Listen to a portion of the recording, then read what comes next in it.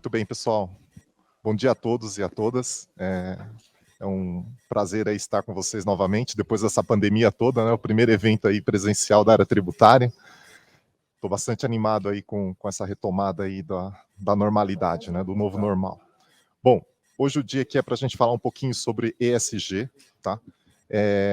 Eu vou falar um pouquinho da minha perspectiva sobre o ESG. Na minha visão, o ESG não é algo novo, né? Na realidade, é uma nova roupagem quando a gente fala do propósito social da empresa. Então, a primeira vez que eu comecei a ler sobre a matéria ESG, a sigla ESG, eu tinha a percepção que era algo um pouco romantizado, né, da coisa, né? Mas a gente vai ver aqui que não é bem assim, né? Tem muita coisa por trás dessas siglas que a gente escuta bastante agora sobre a mídia. Então, primeiro, né, a gente aqui no Brasil começou a escutar bastante sobre ESG nos últimos 2 anos. Na realidade, a ESG começou lá em 2000, né, com o Kofi Annan, tentando, de alguma maneira, levar a questão da responsabilidade socioambiental para o mercado de capitais. Tá? Era algo bem incipiente, ele estava buscando aí um engajamento das grandes instituições financeiras para que a gente pudesse transformar realmente o mercado de capitais, levando eles a assumir essa responsabilidade com questões aí de trabalho, social, ambiental, etc. E tal. Muito bem. Isso foi o termo ESG, ele começou realmente a ser cunhado 4 anos depois, em 2004, numa reunião com 50 CEOs, né, de instituições financeiras, para levar o assunto de uma forma mais estruturada, né? Então, até então era algo muito subjetivo, sem muitas guias para se determinar quais seriam essas metas, né? O interessante é que um dos participantes, né, nesse trabalho de cunhar o ESG é o Banco do Brasil, né? Então a gente também tem que começar a se orgulhar do nosso papel, né? O Brasil teve um papel importante nessa elaboração das guias principais do que é o ESG, ou seja, guias principais do papel da responsabilidade social de cada indústria do setor privado. Muito bem. Após isso, né, como coloca aqui, tem o Pacto Global, que define aí 10 princípios universais, né, que tratam sobre trabalho escravo, o impacto no meio ambiente, corrupção, né? Quem tiver interesse depois, vocês podem procurar lá, Pacto Global, vocês vão achar um material bastante interessante sobre o assunto. E aí a gente entrou aí num período longo se debatendo quais seriam essas guias de forma mais prática. Chegamos aí em 2019, numa reunião com 181 CEOs do mundo, onde efetivamente esse pacto ele foi assinado, né? Algumas empresas saíram na vanguarda, né, tentando implementar isso na prática, ou seja, até então era um material vasto, com muitos detalhes extremamente subjetivos, mas a grande virada e o que aconteceu, o que fez com que o ESG passasse a ser algo destacado pela mídia, foi o engajamento da BlackRock. Para quem não conhece, a BlackRock é o maior fundo de investimento do mundo, né? Quando ela colocou ali que no seu portfólio de clientes só caberiam aquelas empresas que tivessem um plano claro com relação ao ESG, ou seja, o endereçamento de assuntos com relação ao ESG. Agora, por que isso? Porque é bonito? Porque é bacana? Porque a gente tem que salvar o planeta? Não é bem assim, né? Por isso que eu falei, eu vou trazer a minha perspectiva não tão romântica com relação ao ESG. Então vamos lá. Por que isso? Não sei se vocês sabiam, 2/3 do valor de uma ação ela é subjetiva. Ela não olha a performance daquela empresa naquele momento, na fotografia de hoje, né? Ela sempre trabalha com elementos de subjetividade. Ou seja, aquele produto, qual é a aderência desse produto numa sociedade lá no futuro, né? Qual a sustentabilidade desse produto numa mudança de uma legislação, numa mudança de governo, numa mudança geopolítica. Então, tudo isso é levado em consideração na hora de você precificar a ação de uma empresa, né? Isso não é novidade também. Isso sempre aconteceu. Agora, quando a gente vai lá e faz uma correlação sobre o ESG ele traz muitos desses fatores, né? Então, a partir do momento que você tem o engajamento das instituições financeiras, 181 CEOs de grandes empresas, que analisam a situação atual do nosso mundo, da nossa sociedade, né, e começa a partir daí, traçar uma estratégia de longo prazo para a sua indústria. Isso começa a diferenciar uma empresa que tem isso claro e definido, né, ou seja, no seu alicerce, na forma como ela conduz o desenvolvimento de seus produtos. Ela leva em consideração fatores sobre ambiente, governança e sustentabilidade, né? Daquelas que não têm esse plano muito bem definido. E aí onde você começa a ter uma disparidade no preço de ações, né? Então, o que acontece aqui? Estou colocando aqui só um desenho só para tentar simplificar o assunto, porque é um desafio a gente falar sobre isso em 20 minutos, né? 30 minutos. Então, vamos lá. O ESG é como a organização ela aplica isso, né, de forma prática no desenvolvimento de novos produtos, né, ou na forma como ele faz a gestão do seu portfólio de produtos atuais. Competência, a organização como desenvolve ferramentas e processos e talentos. Aí você fala, por que talento? Porque muita coisa envolve pesquisa e desenvolvimento, né? Envolve capacitação do seu funcionário, a adequação de uma realidade hoje virtual, né? Então isso faz toda a diferença. E a performance, né? No final do dia, o que a empresa faz para ela inovar o seu próprio produto? Então eu trabalho no setor de agro, né? Onde você faz um setor centenário, né? Que desde sempre o core da empresa é o quê? É você tirar o produto do campo e levar na mesa do consumidor. Basicamente é isso, né? É como você inovar nessa cadeia inteira, né? De forma ESG. Eu vou entrar aqui esses detalhes aqui estão até no relatório da Goldman Sachs, quem quiser também tiver interesse de pesquisar melhor sobre o assunto, tem um material bem rico e vasto, né? Então vamos lá. Eu fiz algumas pesquisas, um material que eu achei bem interessante, que resume bem, de forma prática, como tangibilizar essa discussão, é um relatório do Itaú Asset Management, tá? Que ele constrói um racional de como valorizar a questão dessa última... Opa, aí. Como tangibilizar essa estrutura aqui, essa equação, né? Onde a gente coloca a questão do ESG, a competência da empresa, né, e como isso se transforma na performance do seu produto, dos seus resultados financeiros. Então, muito bem. Então, como a Asset Management do Itaú, ela analisa isso, ou precifica uma empresa? Começando uma primeira fase de pesquisa de ESG, que é extremamente desafiadora, né? Hoje, o material que nós temos, que tratam de forma pública as questões de ESG nas empresas, ela ainda ela é limitada. Mesmo os balanços de sustentabilidade, o balanço social, ela traz informações superficiais e amplas, né? Mas é algo que está sendo melhorado. Então, se vocês tiverem curiosidade também, pegar uma empresa que já publica balanço social nos últimos anos, vocês vão ver que existe uma riqueza cada vez maior de detalhes, de ações mais claras com relação ao assunto. Ela coleta tudo isso para trabalhar em dimensões multissetoriais. Eu vou explicar depois no próximo slide o que são essas dimensões multissetoriais. O value drivers, né, específico de cada setor, então aquilo que determina, aquilo que impacta a performance do seu setor especificamente, e o desempenho da empresa, né? Aí depois você vai numa quantificação, né, qual é o impacto disso na sua receita no sentido de desenvolvimento de um novo produto, né? Então, por exemplo, no caso do setor agro, né, a gente sempre trabalhou com a parte de grãos. Nos últimos anos, a gente vem investindo na parte de proteína vegetal, como forma de substituição da proteína animal, né? Então, como esse esforço da empresa de desenvolver produtos à base de proteína vegetal, ela pode refletir e traduzir em resultado a médio e longo prazo, né? A questão de custo, ou seja, a gente está vendo aqui, a gente está enfrentando uma crise hídrica, né? Então, aqui é um bom exemplo. como você diferencia uma empresa que pensou na crise hídrica há 10 anos atrás e começou a revisar toda a sua matriz de energética, de uma empresa que deixou a vida levar, né?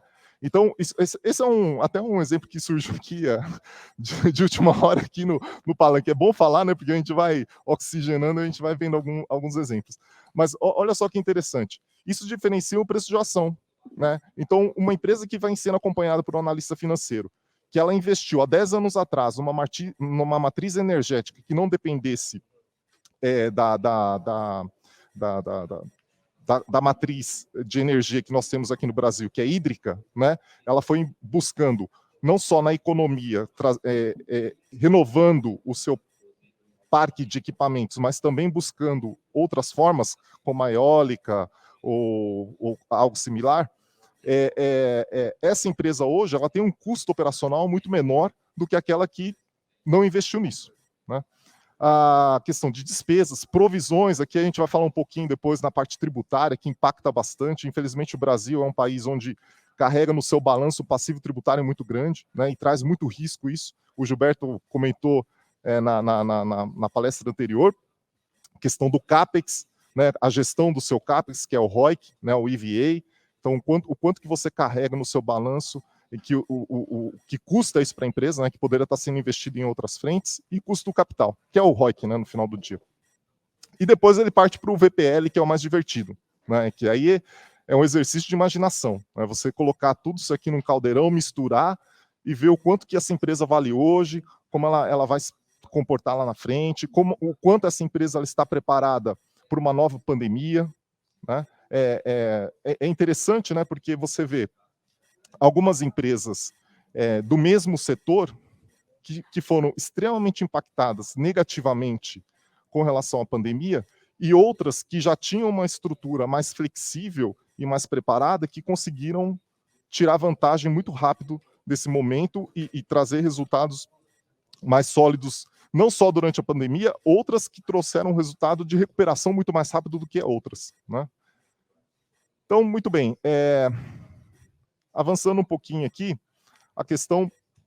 Opa, voltando aqui, né?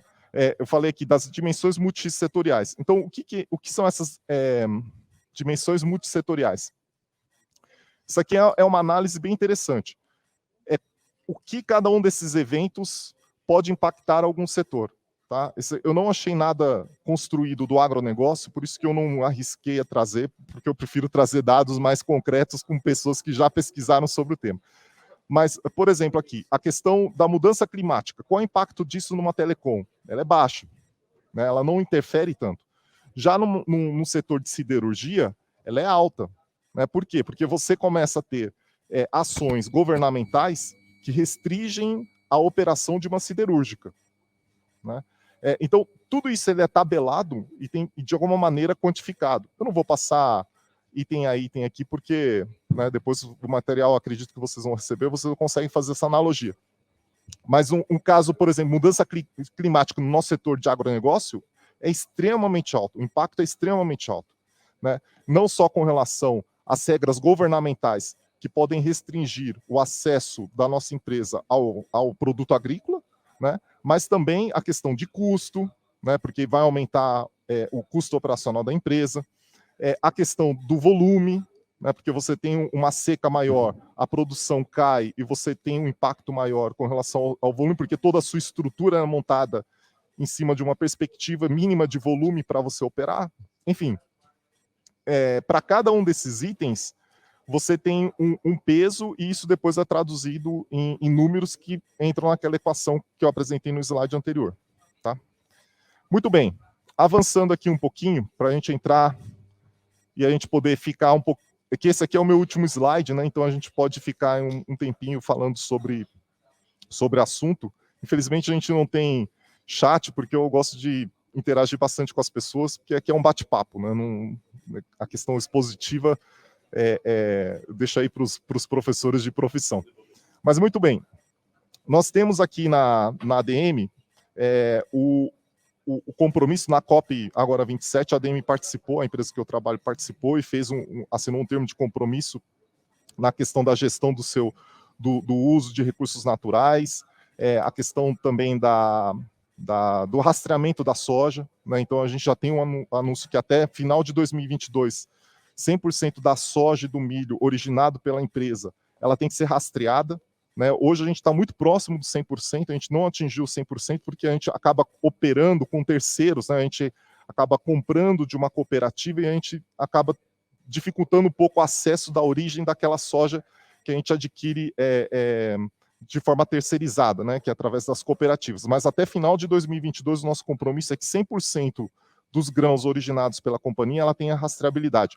O que significa isso? Né? É o nosso compromisso que nenhum grão da companhia do Brasil será originada de área de desmatamento ilegal, né, de forma a garantir e incentivar os produtores a operar dentro da sua legalidade.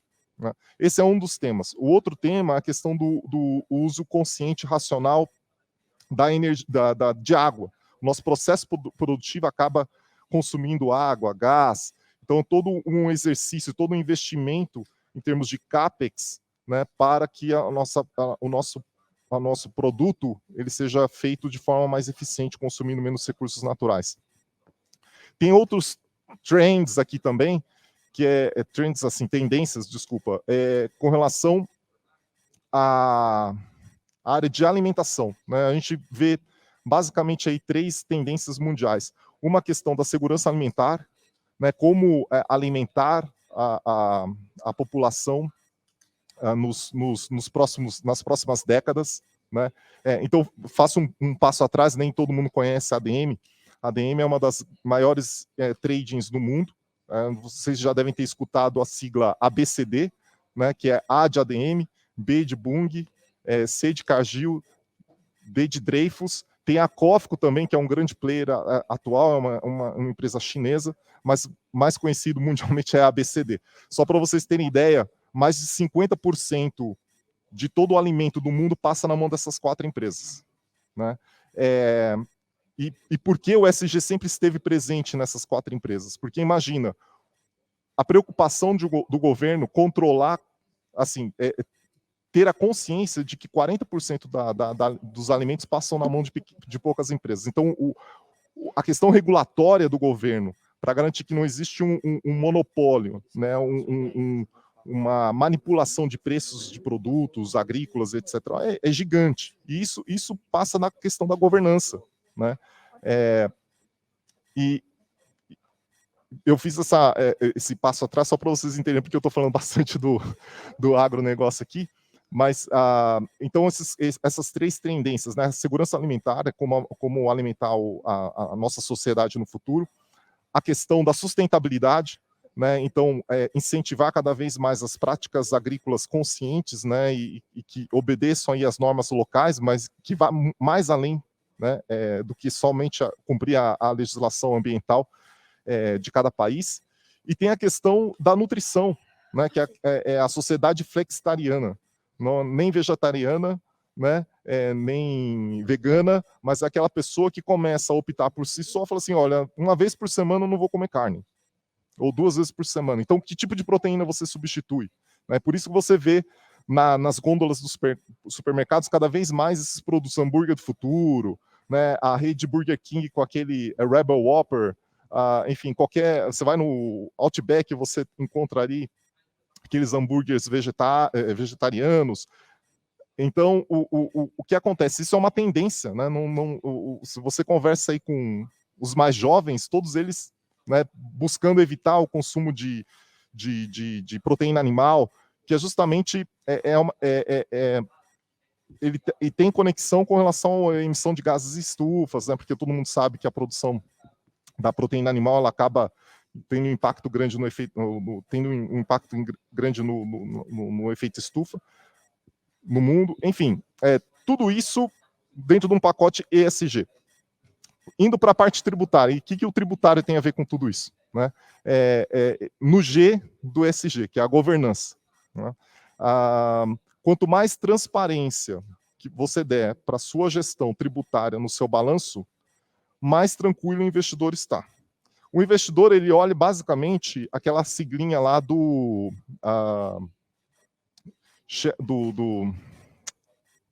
valor das ações, né? que é após os impostos. Então, você tem um viés ali do imposto de renda muito grande, né, que é a taxa efetiva do imposto de renda. Então,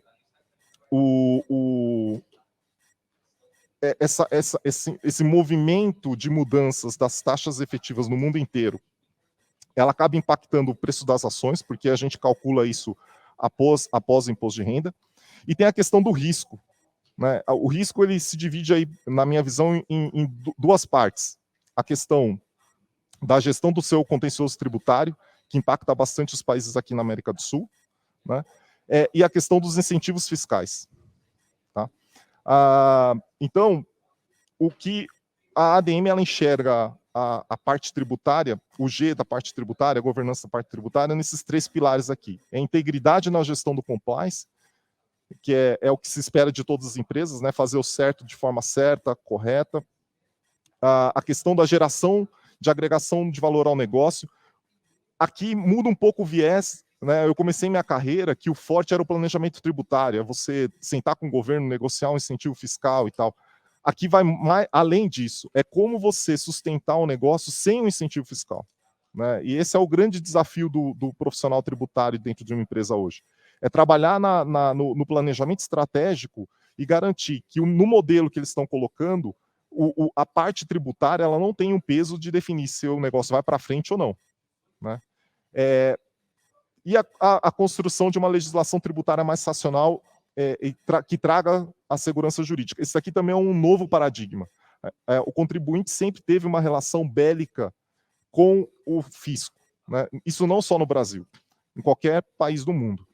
A gente precisa mudar esse paradigma, né? Tanto do nosso lado quanto do lado do governo também. Para quê? Para que as normas elas tragam segurança jurídica, racionalização, simplificação, né? E a gente consiga administrar esse contencioso tributário, pelo menos daqui para frente, de uma forma mais tranquila, mais racional e mais previsível, né?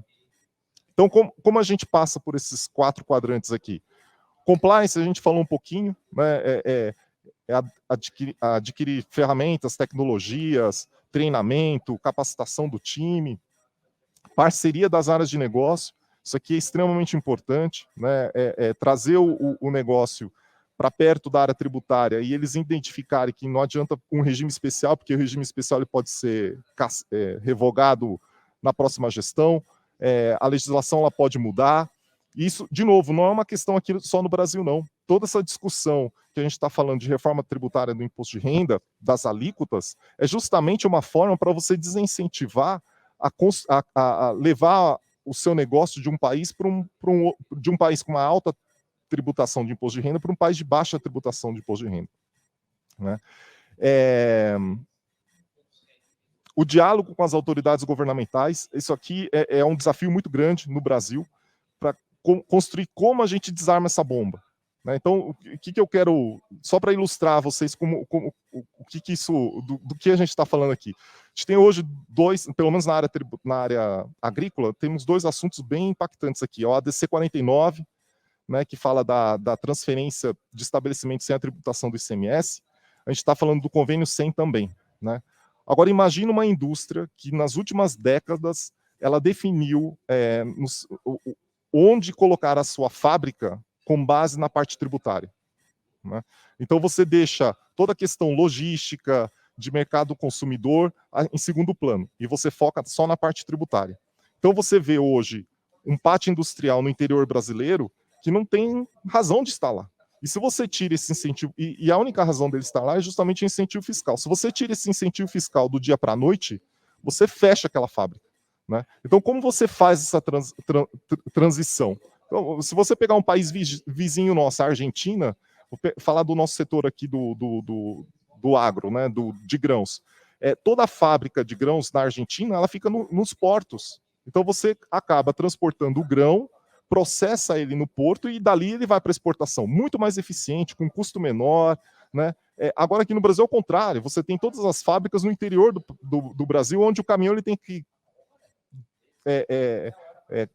dirigir aí por 2.000 quilômetros, até mais, para chegar até um porto, né, transportando aí produtos já manufaturados de maior valor agregado, tem risco de carga, etc. e tal. Então, todo esse diálogo ele tem que ser feito de forma muito séria junto às autoridades fiscais, junto às autoridades governamentais, para que a gente possa realmente construir um cenário mais racional daqui para frente. E o código de conduta do profissional da área tributária, isso é extremamente importante.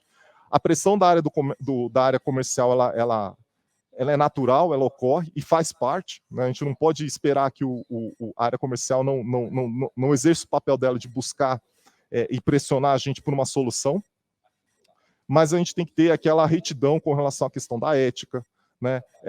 Essa capacitação em outras competências que não só a parte técnica, né? Então, essa capacidade de você negociar, dialogar, ter essa visão mais ampla sobre o negócio, ter a capacidade de vender a visão da empresa, porque você estará na frente de uma autoridade fiscal, você tem que ter essa capacidade de endereçar assuntos de forma mais efetiva, mais pragmática, e não tão árida, muitas vezes, de levar um assunto com os artigos e leis, etc. e tal, que nem todo mundo tem essa capacidade, e até porque um dos agentes importantes aqui na transformação é o político, e esse político nem sempre ele tem esse conhecimento que ajuda você a explicar melhor uma situação jurídica ou legislativa.